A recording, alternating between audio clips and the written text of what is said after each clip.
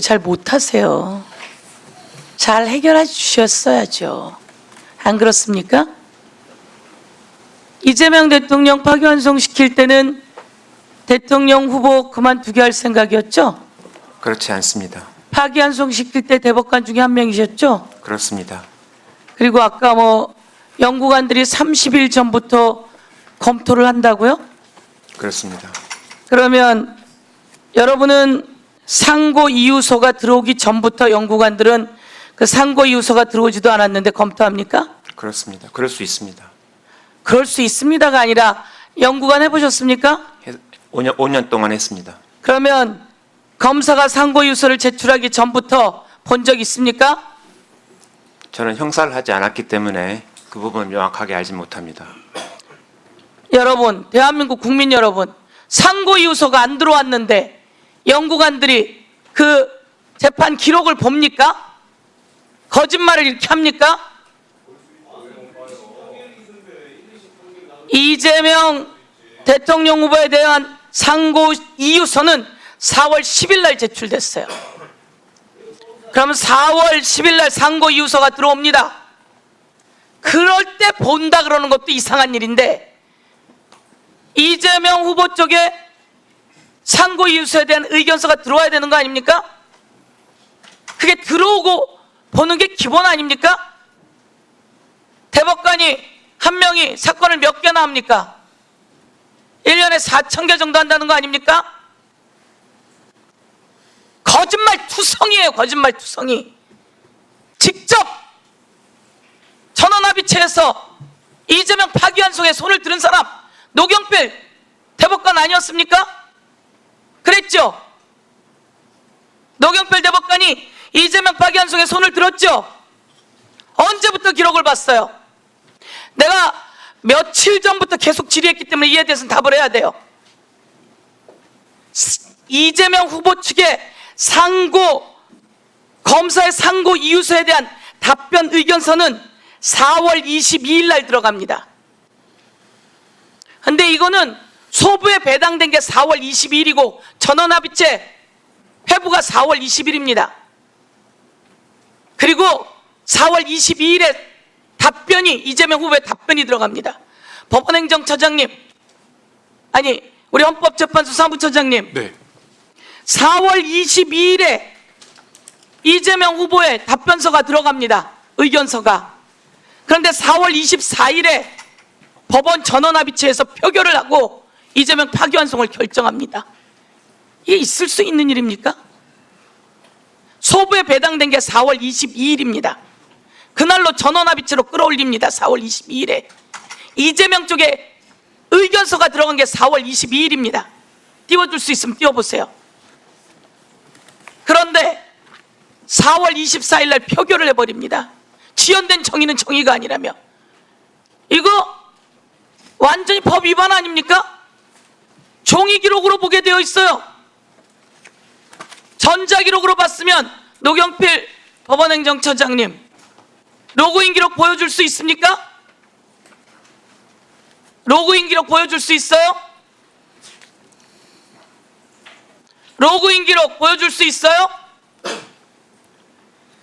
당시의 기록을 미리 봤다면서요. 전자문서로. 로그인 기록 보여줄 수 있어요?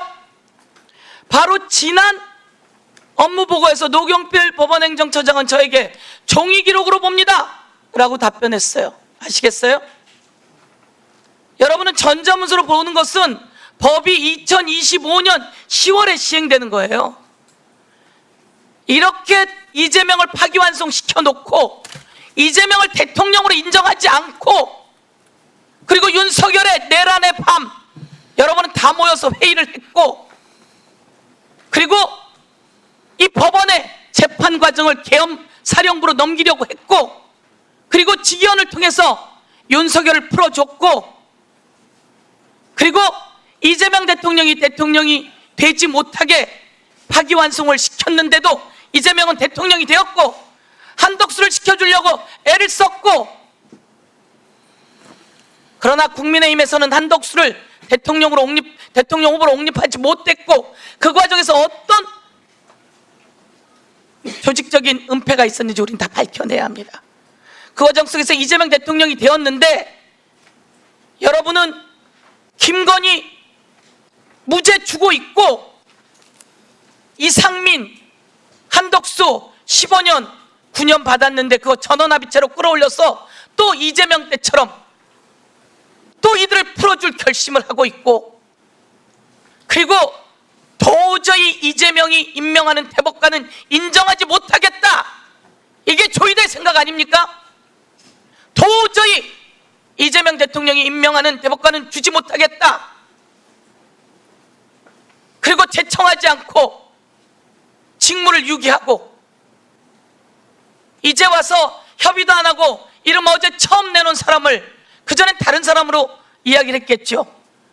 여러분은 이재명을 대통령으로 인정하지 않으려고 파기환송시켜 놓고, 그리고 바로 고법에서 파기환송된 다음 날 길 잡으려고 했으나 여론이 그게 안 되니 그것을 포기했고, 한덕수 대통령 후보로 옹립하려고 했는데 그가 안 됐고, 그리고 세상은 바뀌었고, 그리고 그 자리에 그대로 앉아서 내란의 밤에 사법 쿠데타를 일으켜 놓고 윤석열을 풀어주고 사법 쿠데타 두 번째 일으키고 지금 또 사법 쿠데타를 일으키고 있는 거예요.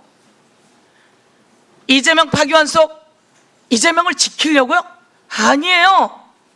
세상에 그런 재판 보셨어요, 여러분? 노경필 법원행정처장님, 그런 재판 해본 적 있어요? 있습니까, 없습니까? 그런 재판 해본 적 있어요, 없어요? 그런 재판이 어떤 재판을 말씀하시는 겁니까? 이틀 만에 표결하고 4월 22일 배당되고, 그런데 그 전부터 기록 봤다 그러고 종이 기록으로 보는데 전자 기록으로 보지도 않고 로그인 기록도 내놓지도 못하고, 이재명 후보 측의 의견서가 4월 22일 날 들어왔는데 4월 24일 날 표결해서 끝내고 5월 1일 날은 여러분은 발표만 했을 뿐이에요. 4월 24일에 여러분은 표결 끝냈어요. 전원합의체로 올라오고 바로 표결했죠? 당사자니까 아실 거 아닙니까? 충분한 논의를 거쳤습니다. 며칠이나 논의했습니까? 전원합의는 2번 했던 걸로 기억이 납니다. 그렇습니다. 4월 22일 날 전원합의로 끌어올린 한 거로 두 번째 4월 24일. 뭘 충분히 논의합니까?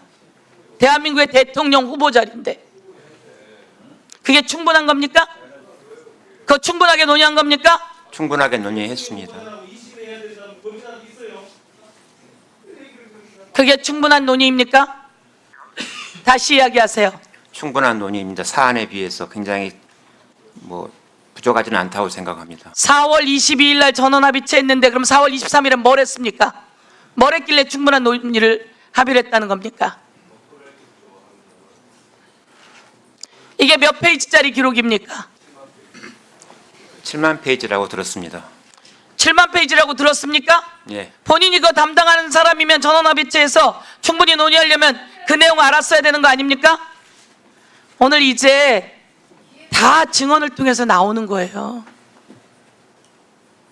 노경필 대법관은 사법 쿠데타의 한가운데 있었음을 오늘 다 이 세상에 드러났습니다.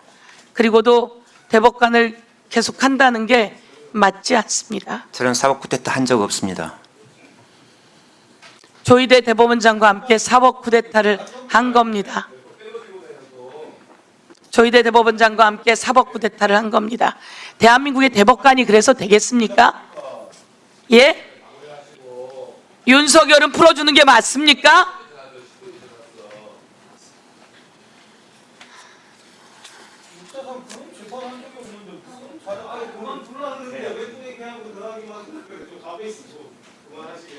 자, 보충 질의를 마치도록 하겠는데요.